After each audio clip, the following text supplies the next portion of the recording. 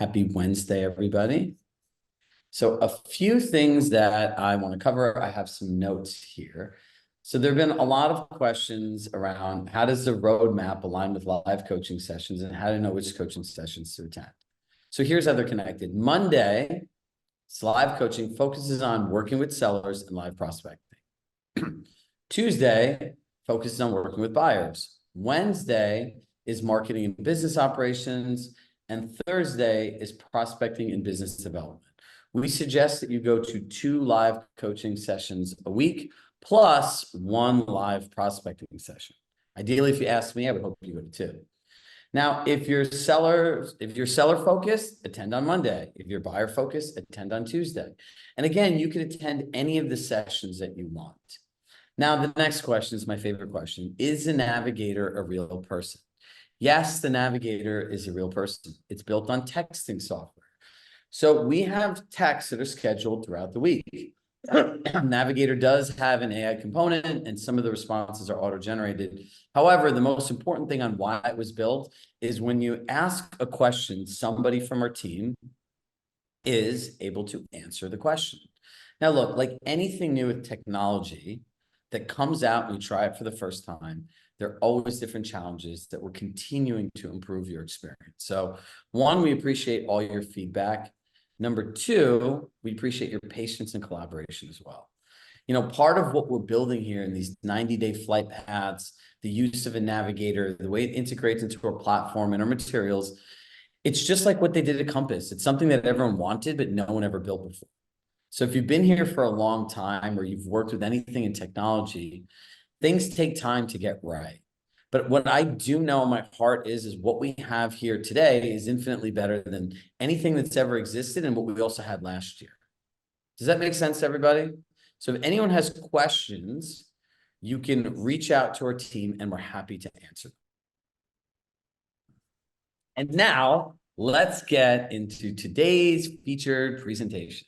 Ladies and gentlemen, welcome to the client experience.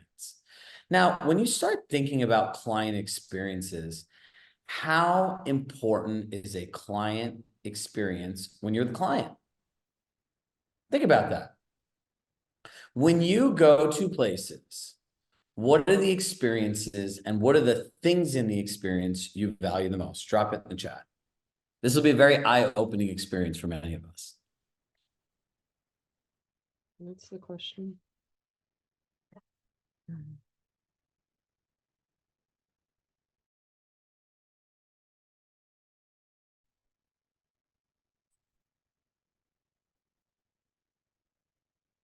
Okay, so if Sophie's going somewhere, she wants to go places, she wants to build relationships. Pat wants friendliness. Martha wants personal service. Dahlia wants responsiveness. Cherish wants clear communication. Kristen has an autopilot. Sarah wants over-the-top service. So here's what I'm going to say. What would make it over-the-top service for you? Clear conversation, support. What does support mean? Being authentic, warm, and acknowledged, right? Mai says she wants to be seen and heard in a genuine way. Service, a genuine experience. Being heard and guided. Attention to them. Being made to feel like I matter. People are nice. The experience meets the expectation. Well, Heather, what's the expectation? So there we go, right to the med C. If you don't know what somebody's expectations are, how can you ever meet them? Authenticity, a clear understanding of expectations for the experience. Thank you, Roger. Enthusiasm, who wants to hire a non-enthusiastic salesperson? So for Shauna, it's important that there's a relationship that's built.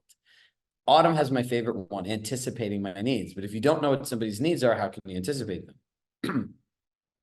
Personable, over the top, having what I need before I have to ask. Bingo. Always being prepared, not stereotypical phoniness. Predict their wants and needs ahead of time. Follow through on doing what you say you're going to do. I'm listening to unreasonable hospitality. It's excellent. Live prospecting is only on Monday. Yes. Perfect. So now here's my question. Based on what everyone says, now write the holes in your business on your client experience. Do you do all of these things, any of these things, some of these things? What are the holes? Consistency?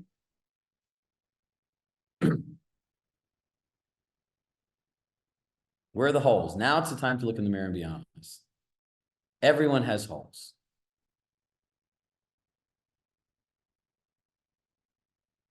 Process, consistency, follow through, not having a clear process, systems, follow up, consistency, timing of action.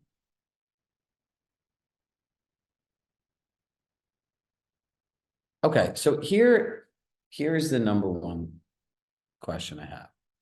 Why? Because the overwhelming response is consistency.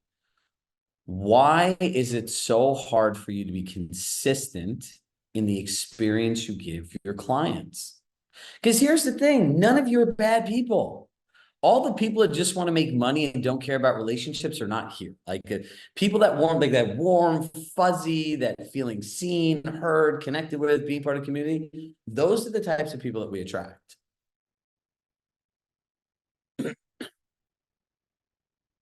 Real estate is not general and messy. Things are messy because they're not organized.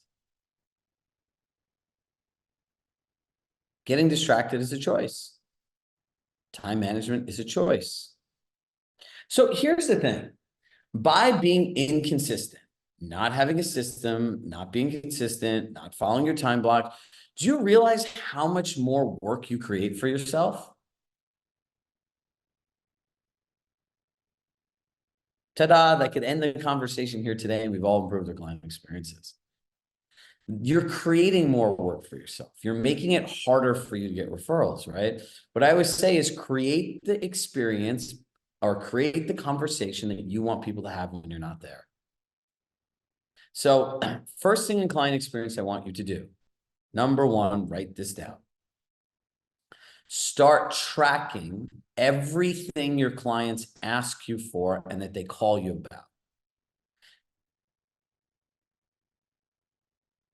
Number two, start tracking and writing everything down that they ask you for that you promised that you do for them, but they came to you first.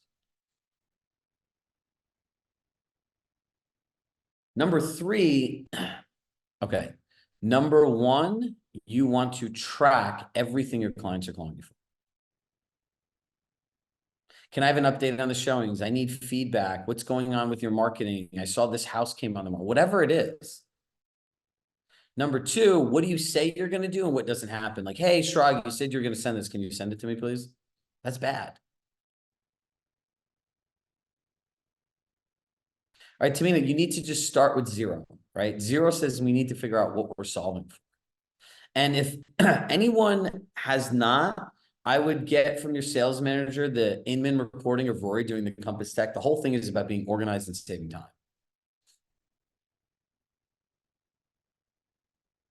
We're a bunch of sales tornadoes. So look, the goal is to have repeatable, predictable experiences.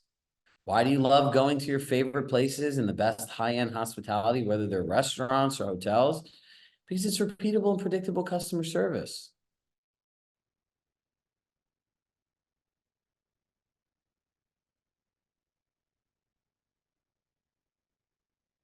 So I want you to let that sink in. We're going to number three, don't worry. Number three is you need to be clear on what the experience you want to create for somebody is.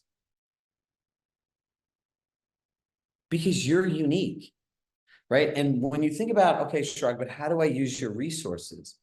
Our resources is your 0 to 1. It at least gives you a framework and an overview of what to do. Some may use them as they are. Some may use them sporadically, and some may customize them, right? That's if you want to customize it, you can take it, bring it to your marketing advisor or designer and change it. But at least the heavy lifting from 0 to 1 is done for you. So Tamina, my point to you is when you say I need to leverage technology to execute at the touch of a button, buyer, seller's package, ready to go digitally, hard copy, that's a lot of stuff. That's months worth of work. Or if you just want to lock yourself in a weekend, multiple weekends in a room and just start cranking this out, that's fine. But pick one thing, master it, and then go to the next one. If you just remember me of saying this, if you try to do everything, you'll end up doing nothing. It is tried and true over time. Everything equals nothing. Can you be everything to everyone? No, because then you're nothing to nobody. All right, so let's go into engineering the experience. How do we engineer a client experience? Would this be helpful? Let me ask you a question. Would this be helpful if I pick somebody and I did it live with them? Hit yes or hit no. We're going to do Family Feud style here.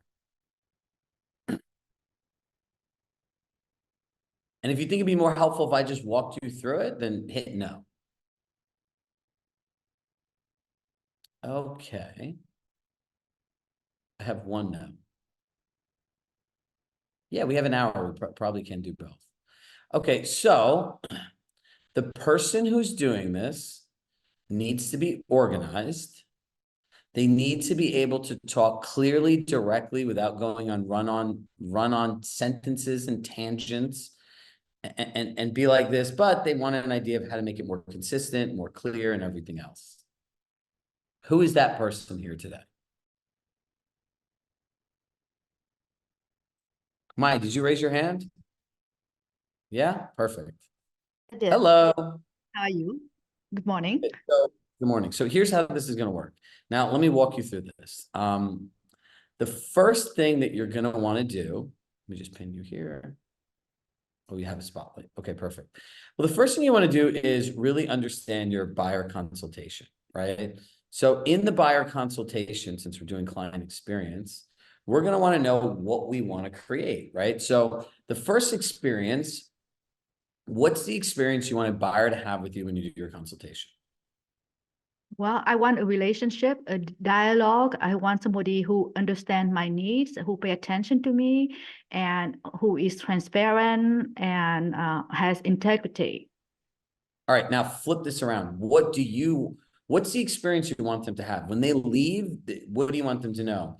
That they understand me, that they have a plan? Like, what are the things you think that you want to happen for a buyer?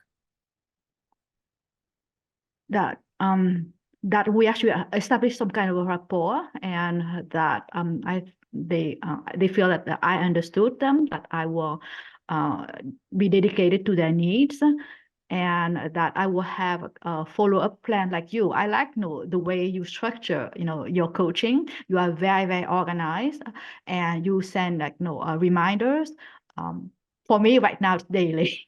But you also have a recap at the weekends. So, and then your staff is very personable. I like Wendy, the email that Wendy sent to welcome us to the group and to give us her background. Perfect. Ready? I'm going to pause you, not to be rude to cut you off for the sake of time. So number one, out of a buyer consultation, the experiences that somebody wants to know is you want to know their med C, right? Like I want them to know that so all of those things that you shared are feelings. Feelings are created through interactions and engagements. So how do we engineer this experience?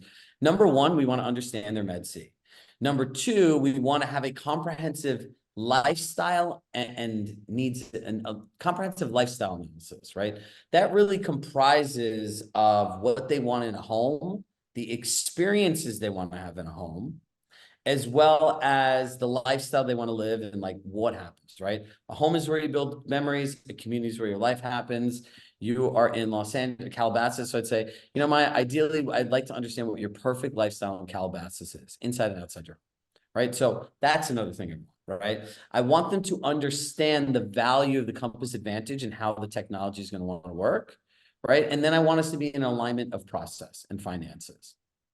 Yeah. So if those things are happening, I need to create like a question-based process to make sure that I get all that stuff, right? Then the next thing in this, based on what she's saying, is what happens after they leave the consultation, right? Let's assume they sign the buyer's agency agreement, right? What happens next? Or what do you want to have happen next? Well, you have a plan of action. I want to see the plan of action because this is going to be the biggest financial commitment of my life, and I want the most bang for my bucks. Okay, perfect. Now you're going to send a welcome email just like Wendy does, right? Mhm. I would say, Chirag, I'd like to formally welcome you. And it doesn't have to say welcome, right? You can say, I look forward to the opportunity of partnering with you and helping you and being your partner in purchasing your next home. We know that you shared in moving, and I would kind of repeat some of the med C, right? I'd also say in terms of your lifestyle needs, I've broken them down here. And here are the next steps, right? We'll create a curated search. We'll send you like whatever your steps are, right? And I wanted to send this over to you for you to review, and feel free if there's any additional information that I may have left out that you'd like to add, or things that come to mind that are later. And I'd put this all in a Google Doc, right? Just have organized this all into one place. And then here's what happens next, right? So then the next thing that happens is the collection, right? Like your home search and your lifestyle needs, right? Every single person, I believe in creating a great client experience. If you just sit there and talk about the house, you're like everybody else. Mm-hmm. It was interesting. Like, we were talking about in our house the other night about homes, right? I'm thinking about, like, is there enough closet space? Can they fit all my fashion wardrobe? Like, these are things that I care about. Will the kitchen hold all our stuff? Me being practical. I watch my girlfriend and my two kids just sit there and be like, oh my God, this place has this has a water slide. These could have all these experience. They're just, they could care less where the house is located, if anything is close to it, like nothing. All they're thinking about is the experiences in the home. Right? So you need to understand what has to happen inside the house and outside the house. That's the most important thing. Right? And then based on that, and this is going to push you, is make something that shares those things with people. Raise your hand. How many people know where they sell really well? Okay, if not, get acquainted. Because this is what we would call evergreen content. When you do this research, you do it once and you own it forever. So that's what happens next, right? We start the search. Then based on that, you're able to what? Narrow down properties? Yes. And Perfect. because I know I am emotional, I want to channel that energy into something that is kind of solid, tangible, and that, I want to feel that I can rely on you, that I can depend on you, that, your profession, and you're going to fill the holes and the gaps of my knowledge, and you're going to guide me. Yeah, so, that home buying strategy is something either you cover in the consultation or people doing a follow-up. Ideally, I would cover the overview of it and then explain to them how these things are going to happen, right? One of the biggest challenges in client experience is people have no idea what's coming next. I used to give people a list. I used to print it out. There are little check boxes on it. And I'd say, look, this is where we are today. This is what's coming next. When we're done with this, check this, and we're going to go to the next thing. And at any point, if you're not 110% clear mind on what happens next in the context of how it relates, please just call me and let's get on a call. And I want to make sure a partnership is two people moving in the same direction at the same time. Yeah. There's a lot of professionals that promise a lot, and there's always like a bonfire in the beginning, but very few I can depend on. Like I have 3 financial advisors because I don't trust any, and then 2 of them never call me, and the other one call me every 2 weeks, and he is, the person who performed the least well, but I tolerate him because of our trusting relationship and our dialogue. Yeah, look, but again, when things are unclear, these are the problems you have, right? You play Monopoly. Some people say when you land on community chest, there should be $500. Other people are like, no, that's not what the rules say. The rules of Monopoly say if someone doesn't buy a property, you auction it off. And some people say, I'm not auctioning every property. We'll be here for 10 years. Right. So let's keep walking through the process, right? So you have your home buyer consultation. You know what you want to get out of it. You know the experience a client wants to have and the one you want to provide. Now you're getting specific data sets out of it to go to the next thing, right? What is your follow-up email? How do you outline the next steps, right? You set up the collection. Now, the important thing about collections is every single person, put an asterisk, needs to make another email or their friend, their family member, and see what it's like downloading the app, getting the email that they get, getting it set up. You are the IT people. If you don't know what the client experience is like and you only know what the agent dashboard's like, you're going to have a problem. It is not advisable. Does that make sense to everybody? You're going to have to teach them how to comment in the collection, what type of comments. You're going to want to explain to them, like, as you're going to, I would say to you, hey, would it be okay if we reviewed the properties together, selected the ones you like, and this is an opportunity for me to further understand, now that we've selected homes, why you chose the homes, what you liked about them, how they related to the community. And then I can also just collaborate with you on the best ways to use this interactive experience. Yeah, it saves a lot of time because we don't have to drive around. It saves a lot of time because we don't have to drive around, so we can actually narrow down what they want to see. All right, so now let me just pause for 1 second. Who feels that in this process, they make it a client objection? They're like, well, I just want to look at homes. Hit yes.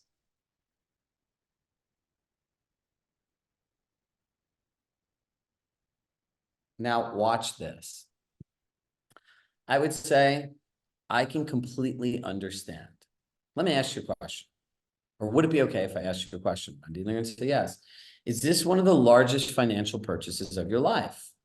Yeah, surely. Absolutely. And you're going to say, if you were making let's just say $1.2 million investment, would you just go on Charles Schwab and just invest in anything you see? Or would you want someone as an advisor to walk you through a curated approach that was built 100% on your goals, your expectations, your needs, your wants, and your desires, and built a plan and did all the things in the process that got you to the outcome you want? Curated experience, please. Bingo. Right? And then if they push back again, I would just say, look, every one of you, I would figure out how many agents are in your market. And I would say, look, respectfully, knowing that this is your largest investment, it would be irresponsible of me just to take you out to look for homes and skip all these steps.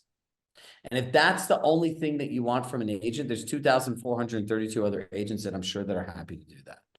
But to me, it's not the right thing to do in your best interest. It's not the right experience to create, knowing how important this investment is. So when you say that to somebody in the context of them, doesn't that make them feel like, oh yeah, that's right? No one would invest $1 million with a financial planner, not have a conversation, not have a plan, review their goal. They just wouldn't do it. So why are people just going to homes and just like looking at homes and haphazardly going through the process?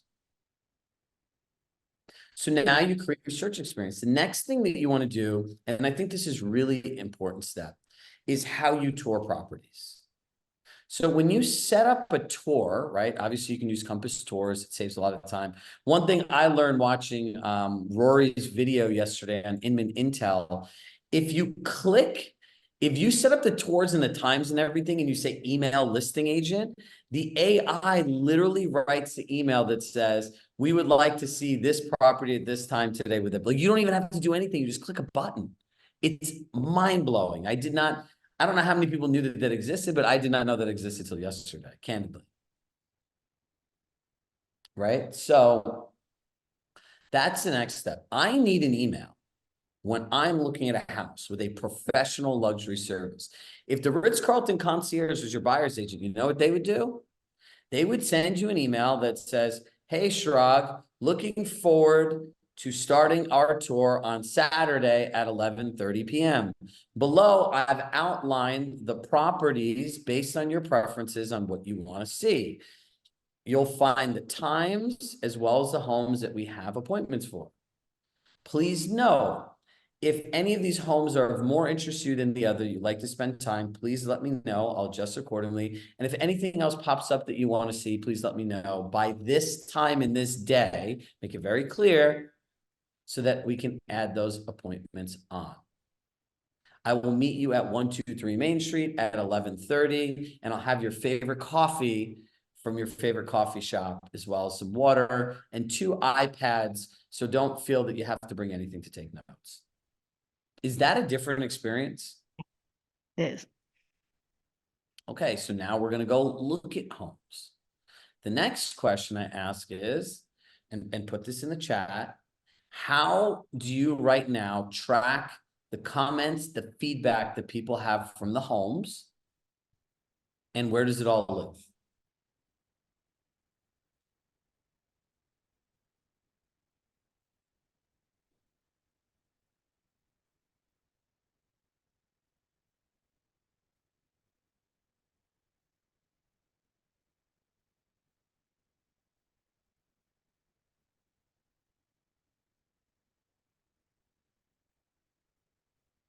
Ma, you follow all of our stuff. I like this. No, that's actually, you can do it on, right there, with the phone on the Compass app. Number one, if your iPads, and if this is financially suitable for you, if your iPads have internet, you can pull up their collection on there, correct? And they could leave the notes right on there.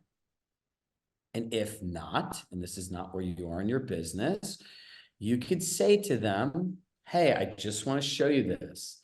At the end of every property, Wendy, it's my job to organize and collect your thoughts, what you wanted to know about the house, what you liked, what you didn't like, so that I can organize this and send it to you after. So just, would it be okay if 5 minutes at the end of every property, I built it into our schedule that we're doing that? Can you tell me a person that wouldn't appreciate that? Right now we go through all the stuff. Dear Wendy, thank you so much for taking the time to look at these homes with us. I've organized all of the feedback in this email below, as well in this document that you could go back to anytime. I know that you had these specific follow-up questions to these properties, and you list out all the questions. Would it be okay, those are your new favorite words, if I got you the information by tomorrow at 12 p.m., tomorrow at 5 p.m.? Don't ever use the word morning, afternoon, evening. It is a variable, right? Since Wendy's the person I'm using and Maya's the one giving us information, morning for Wendy is a different thing than most people. She's an uber early riser. And if I'm telling her I'm going to get her something in the morning, she's probably looking for it at like 8 or 9 a.m., right? Me too. Some people like, oh, morning's still 11:30. I don't think morning's 11:30 is the morning. I think it's like the beginning of the afternoon. If you wake up at 5 or 6, like 11 o'clock is like almost half the workday. So you want to be clear and explicit and align on deadlines. And then, by the way, you could say, based on your feedback, I would like to update your search by blank, blank, blank, and blank, and you'll find the update on the discussions tab. And I will send you additionally a different curated set of properties by this day and time. If this is okay with you, please confirm and let me know if there's anything I missed or anything additional came to mind. Chirag. Is anyone doing this today? Yes or no?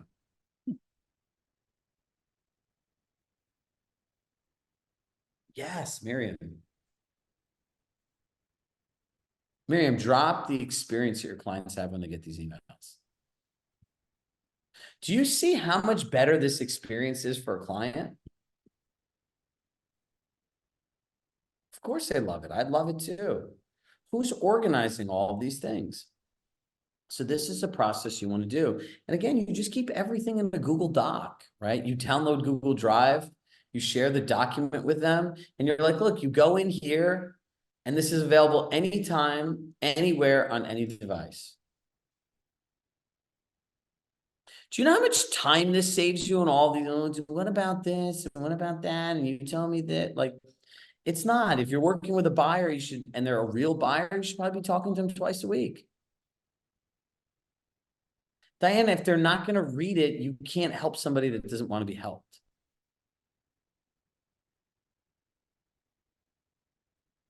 I'd put all their feedback in the Google Doc. 123 Main Street, 500 Chirag Boulevard, 200 Sophie Langhorne Lane, Maya Matheson Boulevard. Jeff, there's literally nothing to create. It's an address and the feedback. Sorry that that's shown. It's the address and the feedback. That's it, right? You're going to ask, I would want to know, instead of saying, hey, do you have any feedback in this home? You can put in the comments in the collections, but then they have to go click every single property to see all the stuff. You want them to be able to look at this in one way. Because look, when you want to influence somebody to make a decision, you want to do it off of facts and feelings. Because here's the thing, remember pattern awareness, pattern recognition, pattern implementation. This is how we're teaching people how to think, and this is how we're teaching ourselves how to think. So if I said to Maya, do you have any feedback for the home? Does she even know what I'm asking for? Would you even know what I'm asking for? Yeah, sure. I'll tell you because I don't want to waste time. Yeah, but if I'm a buyer and you're like, what feedback do you have on your home? I'm like, I don't know. Like, what do you mean? I would say, hey, would you share some things? Like, what are your favorite things that you love most about this home? What are the things in this home that are deal breakers for you? And is there any additional information you want about the home, the neighborhood, or the community? The price. Are you a good Yeah. negotiator? Can you bring the price down like 20%? I can't control what sellers are willing to accept for their homes, nor can I control what other buyers are willing to pay for homes. But I'd be happy to look at the market through the eyes of your goals and expectations. That's it.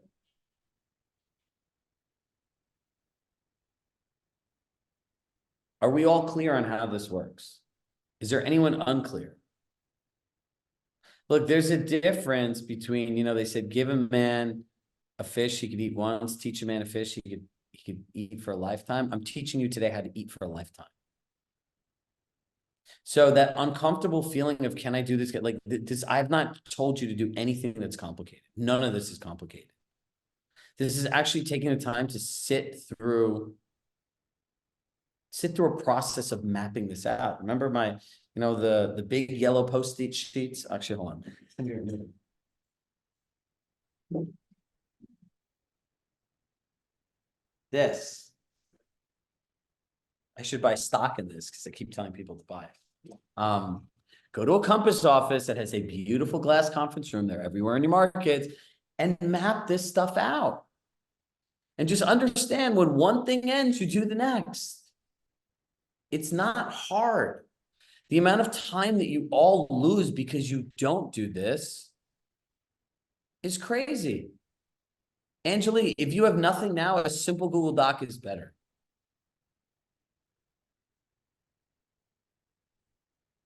Okay, here's the next step. Now it comes time to make an offer. How do you all currently go through comps?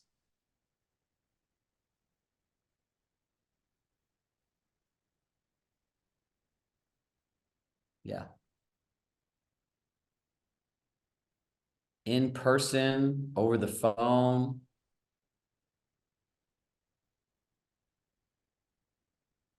Please tell me you don't do this through email.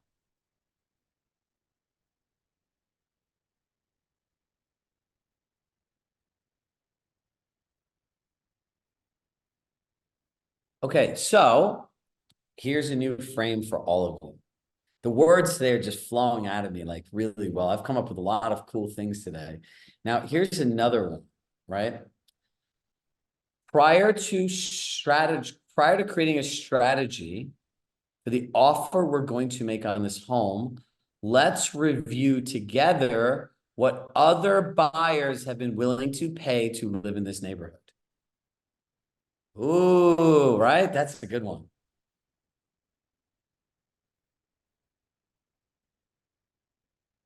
I just came up with that right now, so I'm kind of proud of myself. It's like you got to be in the flow, right, of all of this. That was really good. That caught my attention. Stick with me. I like to make things simple, and but like, here's the thing, like framing is the context that you set before you have a conversation, right? I'm going to say prior to creating the strategy for the offer that we're going to make on this home, let's set up a time to review what other buyers are willing to pay to live in this neighborhood. So when you start getting into CMAs, market analysis, financial analysis, like a financial analysis is no emotion or anything else, right? But what other buyers are willing to pay for home are facts, they're not feelings. And then when they get all crazy, but well, I don't want to offer this and everything else, I'm saying that's great. If this was your home and you had access to this data, knowing that this is what other buyers are willing to pay, would you accept this offer and why? And see what they say.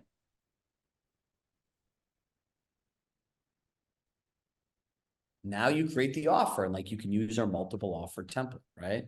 But this is all about client experience, right? So we're going to skip the offering and everything else. And, we'll have Mike Walker, who I actually got this template for and adjusted it, teach this multiple offer template. It works like 90% of the time. Use it for all offers, right? Now, once it's done, right? Like, so if you're in, let's just say a market like Westchester or one of these attorney states, a lot of times you have an accepted offer, right? It's the same thing in New York City.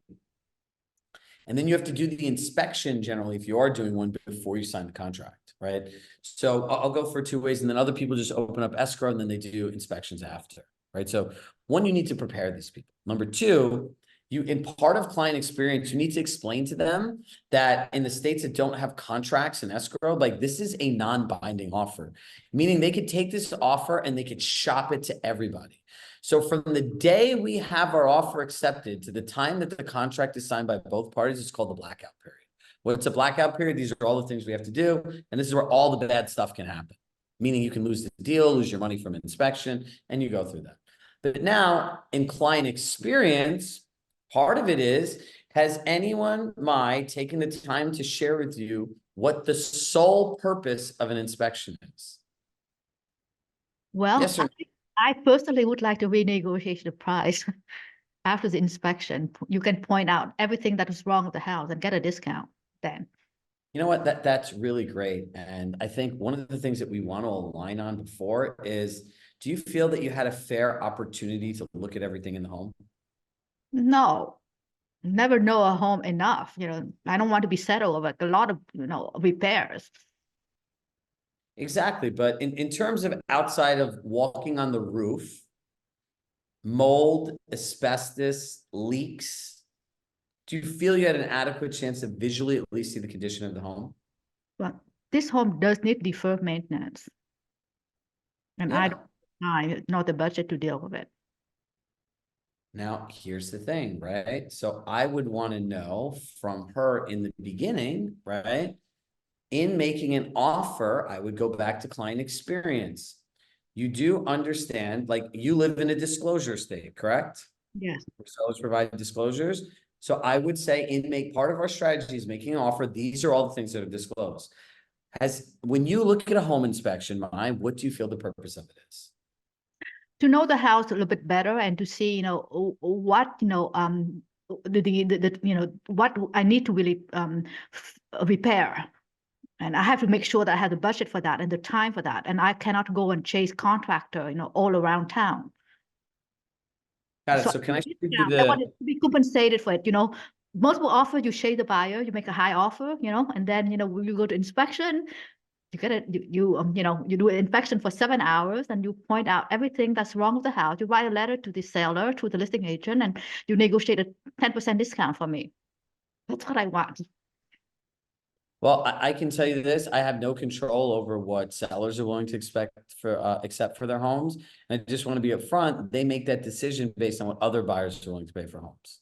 Well, once we actually, we have the disclosure, the inspection report of 150 page, they have to show it to the other buyers, okay? So if they do not negotiate with me and the deal, we cancel escrow, they are, they are settled that they have to show the disclosure to everybody and including my inspection report. So I think that you can persuade them to, work with me rather than, putting the house back on the market. Look, I think we agree that neither one of us has control what somebody's going to do in owning their home, right? But what I want to be clear and align on is our mutual expectations going into this process. And I don't want to share something or imply something that is not a realistic thing that could happen. Not saying that it can't, not saying that we won't try. Well, I rely on you as my, to communicate my, wishes and to defend my interests. And right now, actually, it's mostly financial. I don't have the means to, make repairs. So then I'm going to be the first one to tell you, then I don't think you should make an offer on this house. Because even if they do cover the deferred maintenance, which we both saw was on this house, there's no guarantee that something else won't happen. And the worst thing that can happen is that you end up in somewhere, and I'd go back to her Med C and what she's excited about, and that dream now becomes a nightmare because there are things in the house you can't afford to fix. I like the location though. I would rather buy, the worst house in the best location. You have to pick, you can pick which one makes most sense for you. But wholeheartedly, if you're telling me that we're making an offer on this house and we're dependent on the sellers to drop the price 10% based on what other buyers are willing to pay for homes, no home is ever sold in this neighborhood at this price. And then even if we're able to get that, if something else happened, you're saying you don't have the money, this is a bad situation. Well, but no, you have the experience, you have the the negotiation skill. I rely on you. You are an extraordinary. All right, for the sake of time, I'm just going to cut this off, and I would just say to her, I'm sorry, I can't help you, right? I don't want to be responsible for helping you purchase a home that you've clearly told me that if something else happens beyond getting these repairs, which have never been done before, that would put you in a bad situation. I'm sorry. So if that's what you want and that's what your expectation is, I am not the right person because it's completely irresponsible in my morals and values. It's completely unethical to do. You can rely on me to do so many different things, but as I've said to you from the beginning, which we aligned on, I can't control and you can't control what other buyers are willing to pay for homes. Neither one of us can control what other sellers are willing to accept for homes, which is generally based on data and what other buyers are willing to pay. So these negotiation tactics, if they were common, every agent would use them and you'd see pricing value going here. Based on limited inventory and stuff like that, I suggest you take a night and think about what you really want to do and let me know how I can support you going forward. That's it. So Right? I like to know how you can support me, bearing that. I can't. These are things that But you no, have to make. other than that, if you cannot help me negotiate, a discount, what can you do to support me, to compensate for that? Yeah, there's nothing to compensate for. We've outlined from the beginning what you can control, what I can control, and neither one of us can control. So at this point, the only thing that we can control is the price, the offer, the terms. We can control finding a home that fits your reserves and budgets that you feel comfortable with. And what we can control is how we interpret data based on what other buyers are willing to pay, which sellers make their decision off of, and strategize on how we could win a home for you. Outside of that, I have no control of any of these other factors. So mine's a red flag client, but I have to finish the client experience, right? Like if you were my client and you were doing this, number one, I would have known that I completely screwed up the buyer consultation, the pre-qualifying process. And two, I would fire you as a client. I would not want to work and deal with this, right? So exactly what are your terms? If you spoke to your clients like this and they would walk, if your clients have completely unrealistic expectations and you go along with them, something bad is going to happen in the end, right? And the whole point of this process and client experience is going through this in the beginning, right? So if we're doing the buyer consultation, we go through the whole financial analysis. It doesn't happen this way, right? Like, what are your expectations of the market, right? We would go through all this in the beginning. So let's go back to client experience, right? So after they write the contract and they get to the home buying, they get through actually making the offer, you go through the inspection. You want to preface people by the sole purpose of the inspection is number one is to find out more about the things you can't see.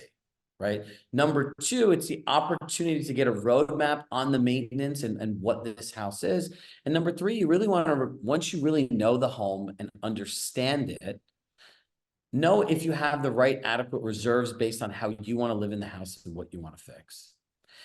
Things like GFCI outlets and other things like that. Yes, of course, those things are going to come up. But generally speaking, a home based on our experience is not going to have every single update, and the inspector is getting paid to find everything wrong, which is the right you have as a home buyer to know before if you realize if this is the right financial commitment for you. So you'll commonly find things like, and you'll want to share them with them. And anyone buying homes that are like this, we can always request the repairs be made. And at that point, they could accept all of our requests, they could deny all of our requests, or we could compromise them both. Right. But given that this is a multiple offer situation, the more things we ask for, the less likely are to move on to another. So that's that whole process, right? Now the home goes into contract. And this is the biggest opportunity for client experience. Where's the biggest opportunity for client experience? You need to organize their move for them. What are all the things that have to happen in the 30, 60, 90 days that lead up to their move? You can make a general list of the things that you know that happen. How many people have moving checklists? Some, right? So you want to know that, okay, what are all the things that have to happen? Obviously, there's the appraisal, the mortgage commitment, and once the contract's unconditional, there's certain things that have to happen, right? Now, after that, they're going to have to find movers. Do they need contractors? When do they interview movers? When do they need to lock in a date? What other things, like, do they need to register for schools? You know, is there daycare involved? Like, is there buying a train pass or train parking? All of those little things that you know about your communities. You're going to want to get all of those things in. And then my suggestion, if you want to elevate, is I would say, look, we want to, Kristen, we want to set up a weekly call, right? And in our weekly call, we want to make sure that each week that moving is an 8 to 12 week process, not a condensed, crazy, let's turn my life upside down 3-week process. So we'll be accountable for giving you recommendations of movers and everything like that. Here's the first step. So let's take this next week to do this, this, and this, right? And then when we have our first meeting, we're going to review it. And then you're going to build out a timeline with dates in a Google Calendar and share the calendar. So this way they know everything that's coming up.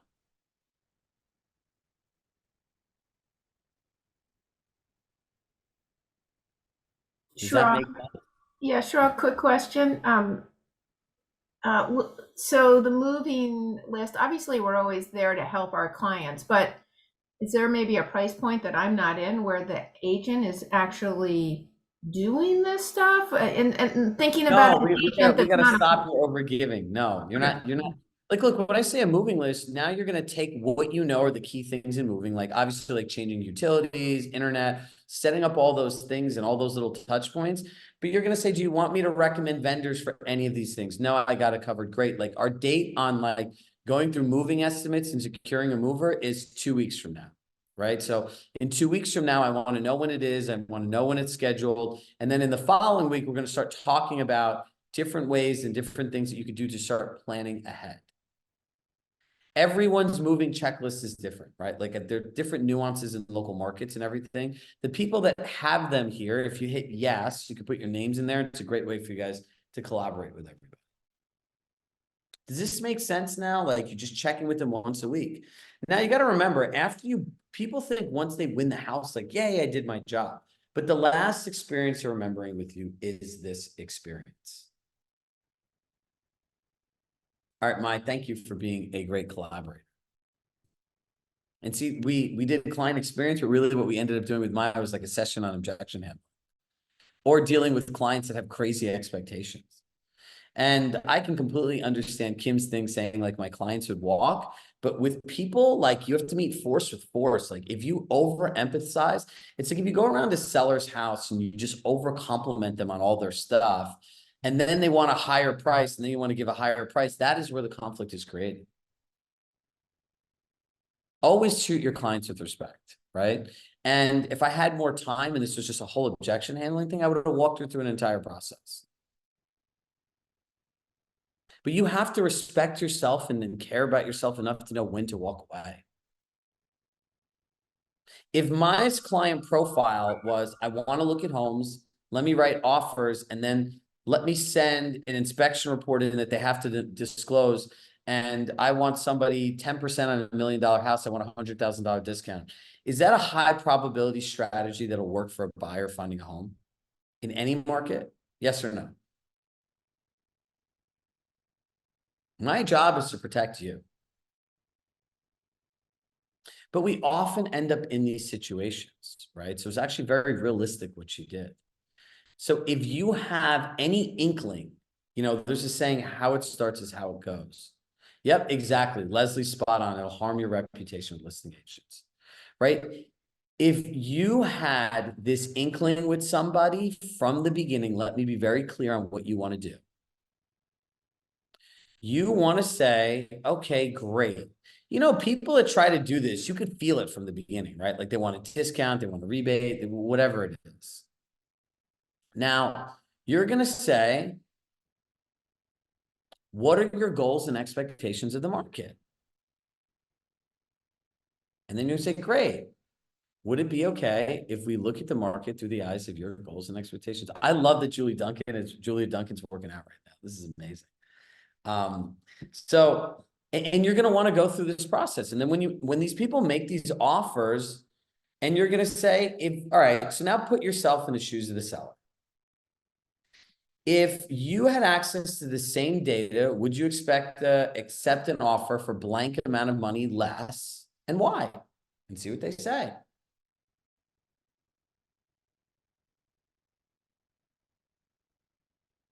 So all in all, your client experience are all those little touch points that lead up to the closing. Is anything I shared with you really that complicated? The hardest thing is sitting there and actually making a calendar for these people. That's the most difficult thing in it. Other than that, it's diligent about being listening, documenting, and following through. Right? So there's a saying I have, complete yesterday's promises before you make new ones today. Right? So you should be doing your prospecting because that has to come first in your training. And then like, if you have these things to do, this is why you tell somebody, is it okay if I can get it to you by 3 p.m. tomorrow? Obviously, if they want to make an offer, there's more urgency, you know, inventory, and all those things make a difference that are going to influence the way you do things.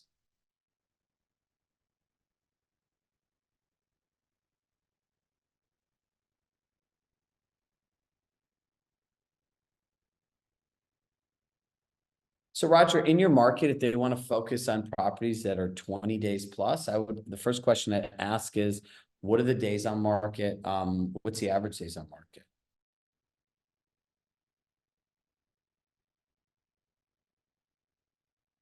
Listen, I always tell clients that to be 100% clear, whatever you want me to try, I'm going to try, right?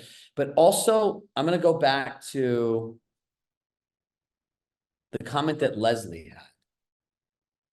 If you become an agent that's known for getting accepted offers and trying to gut the price and stuff like that, and then you bring an offer with a legitimate client, you've done this 2 or 3 times, what are the people going to say? They say, I don't want to work with Chirag. Like, yeah, you can get an accepted offer, but he's just going to try to renegotiate the inspection. I've worked with them. Like, we should go with this offer. That's probably, I've worked with this other agent. This is how people talk to people, correct?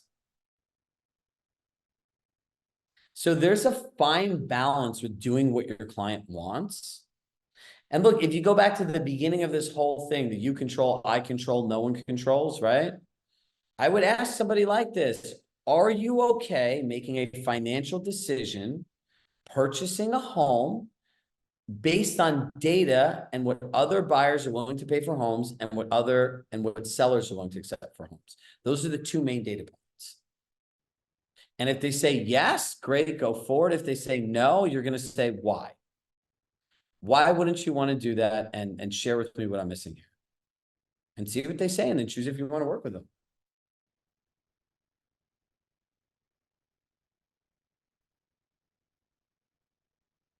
I would med see them, right? If they're looking for a home for a while, I'm going to say, hey, we've been looking for a while. Can I ask you 4 really important questions to, you know, fine tune your search as well as create a better experience for you? And see what they say. But Sarah, I know you. I guarantee you there's some people in there that are just completely unrealistic that you should probably get rid of. Sarah's super nice, kind, thoughtful.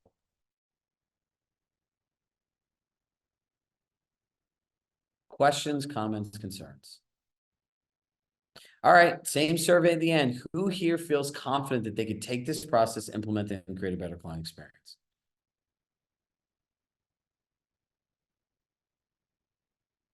And if you think I did a bad job and like, no, this doesn't make sense, you can write that too. It's okay. Feedback is a gift. Now, I would suggest starting with one part of this, unless you want to lock yourself in a thing. Anyone that's within an hour of each other that's met someone through a community here, I would sit down and do this with 2 people in a room together.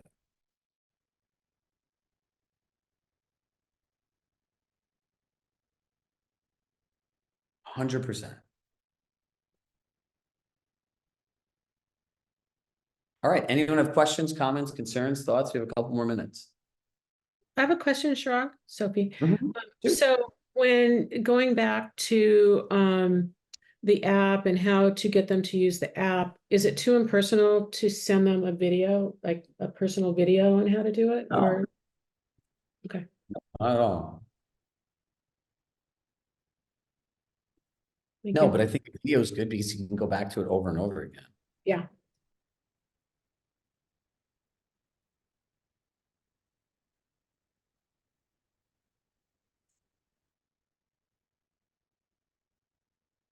Do, do, do, do, do, do, do, do, do, do, do, do, do. Nobody?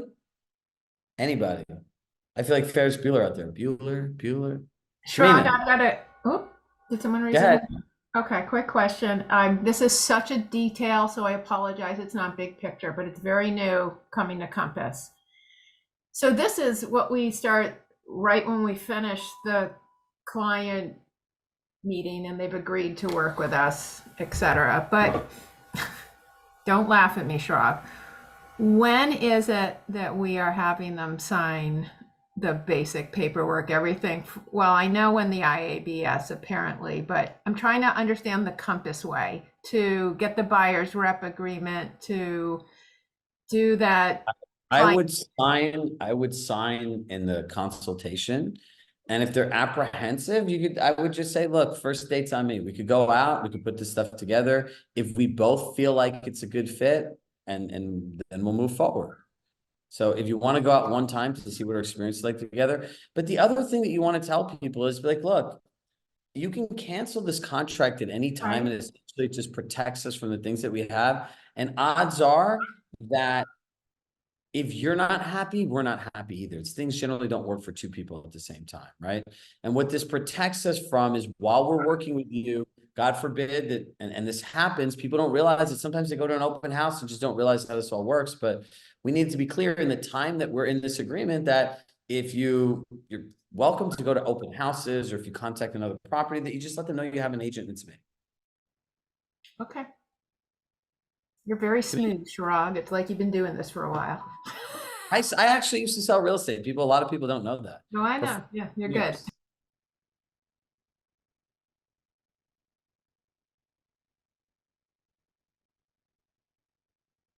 You do remember. Yes, exactly. Because you knew me. Sophie knew me like, I don't know, maybe like 15 years ago. I met her 14, 15 years ago when I was young and new and had a lot of energy and enthusiasm, but really had no idea what I was doing. Tamina, what's your question? Unmute. Hold on. There you go. Yeah. Something that I've done in the past before, just to kind of try to uncover sometimes, a buyer's realistic expectations. And I just wanted to know what you thought about it, is interjecting, like, tell me about your last purchase. How did you buy your house? Because sometimes you can get some revealing facts about how they make their decision-making process. I mean, the Med C actually covers that, but I just wanted to know what your thoughts were about it, especially as I was listening to this, interaction and thinking back to clients where I've negotiated off the price, especially when we've done the inspection and then they move in a day later, the AC breaks and they call me and they're like, hey, I want you to get me a discount. I'm going to your broker. I mean, they were like ready to like fire me, and that's just all brought this back. And maybe if I had asked that question, I would have known their negotiating style, because that's part of what I do, is try to figure out who I'm working with. Do I want to work with them? Yeah. How it starts is how it goes. So look, this is not a process you're going to learn overnight, right? But this is something I would spend a lot of time to. For everyone that had the words consistency, time management, lack of follow through, this is going to be the demise of real estate agents today. Just compare your service to a hotel that's $500 a night. You're spending $500. We're asking people for $10, $20, $30, $40, $50,000 commitments. We better elevate our experience for these people. It's the right thing to do. It's our responsibility. And eventually something's going to happen like this, where the people have the best client experiences, like all of you are going to create, are the ones that are going to win the most business. So on that note, with love in my heart, I love you all. Please find each other and do this together. Please. Roger Sharp, one coming in. I'm going out today to hand out invites to my neighborhood for a team listing. My goal is to get as many neighbors so I can expand my sphere. What would you say when you door or not? Roger, I would invite them to a private showing, right? I would also just make like a handwritten note and an invitation, like make it nice. And just say, hey, look, my name is Roger with Compass. A lot of people are always curious when a new home in the neighborhood goes on the market. So, as a neighbor in this community, I just want to personally invite you for like a private catered lunch. If you're curious, you just come by and look. Not that if you know anyone or anything else like that, and that's it. They're gonna say, wow, that's really nice. I always wanted to know if a house goes on the market in my neighborhood. Like, what is that house? What's inside? What does it look like? Right? They're building a new construction house in the corner by where I live. Every day we look at it and we're like, oh, what's going on in there today? Like there's an intrigue to it, right? You drive by a house every day for 5, 10, 15 years, you always wonder what's on the inside. All right, everybody, off to the races. Remember, tomorrow, Wendy has a great session. Chris or Mike are teaching on Thursday on networking events. So I highly encourage you to keep doing that. And as always, again, I love you all. Thank you so much for your presence, your energy, and just your willingness to continue to get better. It inspires me every single day. Bye, everybody.